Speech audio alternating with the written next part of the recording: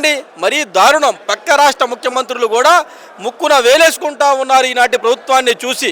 గత ప్రభుత్వంలో జగన్మోహన్ రెడ్డి గారు నాట్లు వేయక ముందే పొలాలకు కానీ సబ్సిడీ చేయించేవాళ్ళు. ఇప్పుడు దాకా సబ్సిడీ ఉందండి? ఇంతవరకు లేదు. కౌలు రైతు కార్డులు పెడతా ఉన్నారండి?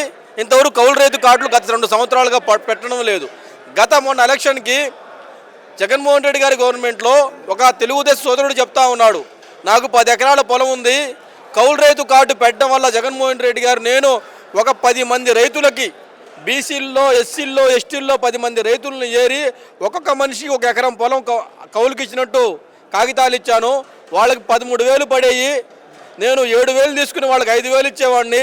ఈరోజు 2 సంవత్సరాలు చంద్రబాబు నాయుడు గారి పరిపాలనలో రూపాయికి దిక్కు లేదు, వడ్లు రేటు 1200 కొనే నాదుడు లేడు.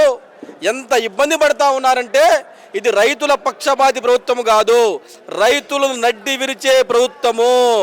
ఆనాడే స్వర్గీయ వైఎస్ రాజశేఖర రెడ్డి గారు చెప్పారు, చంద్రబాబు నాయుడు గారు ఎప్పటికీ మారడు, రాబోయే రోజుల్లో కూడా రైతులు తెలుసుకుంటా ఉన్నారు, గత మోసపోయే విధానం ఈసారి లేదు. మొన్న అంటున్నాడు చంద్రబాబు నాయుడు గారు, రాబోయే రోజుల్లో వరి వేయబాకండి క్యాన్సర్ వస్తుంది అన్నాడు. నేను చెప్తా ఉన్నా, ఉభయ గోదావరి జిల్లా మొత్తం వరి పంటలే, 2 పంటలు వేస్తారు. మన కృష్ణా జిల్లాలో గుంటూరు జిల్లాల్లో కూడా వరి 1 పంట వేస్తారు, అక్కడక్కడ దాల్వా వేస్తారు. ఉభయ గోదావరి జిల్లాల్లో 2 పంటలు కూడా వరే వేస్తారు. వాళ్ళు ఏం పండించాలా, ఏం తినాలా, పిల్లల్ని ఎలా పోషించాలా? ఇవన్నీ చంద్రబాబు నాయుడు గారు ఆయన ప్రభుత్వము, ఆయన కూటమి ప్రభుత్వము, డబ్బు ఉన్న వాళ్ళ ప్రభుత్వము, కార్పొరేటర్ల సంస్థ ప్రభుత్వము. ఇప్పుడు ఈయన వరి పండించకూడదని చంద్రబాబు నాయుడు గారు అంటున్నారు. మరి ప్రజలు ఏం తినాలనుకుంటున్నారు? అదే చెప్తున్నా కదా, తినాలి ప్రజలు, ఇనపరాట్లు తినాలి, ఇనపరాట్లు చూశారు కదా. వడితినే నాదులు లేడు, ఇప్పుడు రేట్లు లేదు, 1200 రేట్లు.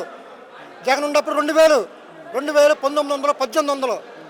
రైతు ఎంత అన్యాయం అయిపోతున్నాడు చూసారా? సాటి రైతు ఆవేదన చూసారు ఎంత దారుణంగా ఉందో. అందుకనే చెప్తా ఉన్నా, పోలీసు వారి దౌర్జన్యం కూడా ఎక్కువ ఉంది.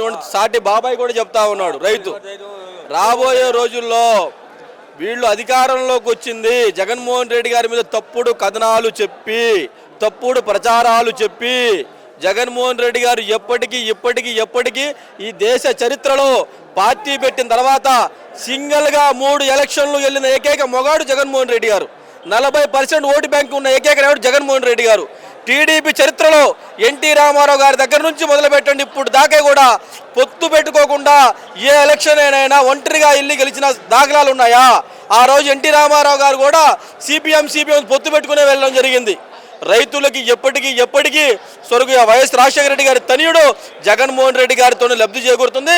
మొన్ననే పులివెందులో జగన్మోహన్ రెడ్డి గారు చెప్పారు, మేము అధికారంలోకి వచ్చిన వెంటనే ప్రతి రైతుకు 50,000 రూపాయలు నగదు అందిస్తామని చెప్పడం జరిగింది. రైతు పక్షపాతి ప్రభుత్వం జగన్మోహన్ రెడ్డి గారి ప్రభుత్వం కాబట్టి రైతు సోదరులారా తెలుసుకోండి, రాబోయే రోజుల్లో జగన్ అంట మనం నడుస్తూనే మంచి రోజులు మన రైతులకు ఉంటాయని సభంగా తెలియపరుస్తా ఉన్నాం.